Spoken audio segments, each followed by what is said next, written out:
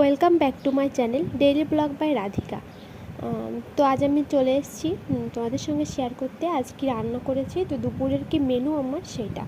তো ফার্স্টে মাছের ডিম, সেটা দিয়ে মাছের ডিমটা ভাজা করব। তো তার জন্য পেঁয়াজ লঙ্কা তো কেটে হলুদ নুন দিয়ে সুন্দরভাবে মেখে মাছের ডিমটা ভেজে নিচ্ছি। সামান্য একটু বেসন দিয়েছিলাম আমি, তো বেসন না দিলেও হয়।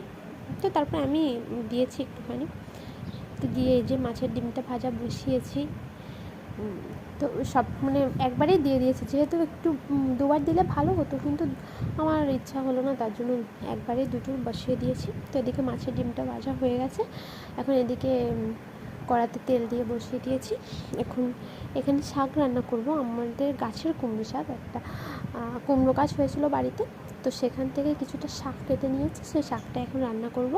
তো চিংড়ি মাছ আর কালো জিরে একসঙ্গে ভেজে নিচ্ছি আমি। তো কালো জিরেটা ফার্স্টে দিতে আমার একদম খেয়াল ছিল না, তাই মাঝামাঝি টাইমে দিয়ে দিলাম। তো তারপর চিংড়ি মাছটা ভাজা হলে আলুটা দিয়ে দিয়েছি। তো আলুটা ভাজতে ভাজতে কাঁচা লঙ্কা চিড়ে তার মধ্যে দিয়ে দিলাম।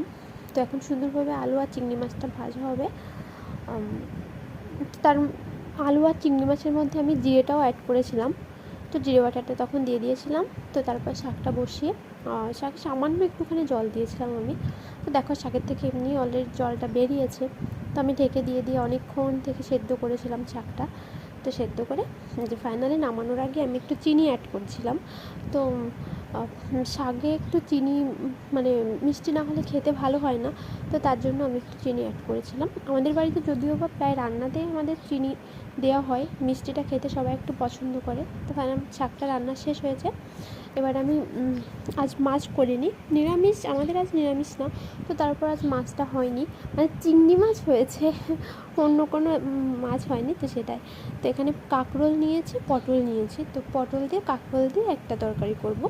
এটা নিরামিষও হয় আমিষও হয়। তো আমি এখানে পেঁয়াজটা অ্যাড করেছিলাম, তো তার জন্য এটা নিরামিষ হয়নি, আমিষই হয়ে গেছে।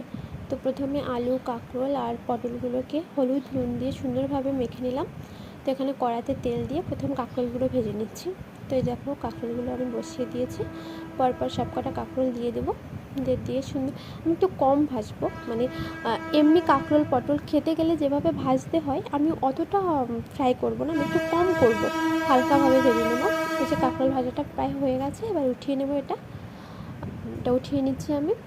তো কাঁকরোল ভাজাটা হয়ে গেলে তারপর আমি এখানে আলুটা ভেজে নেব।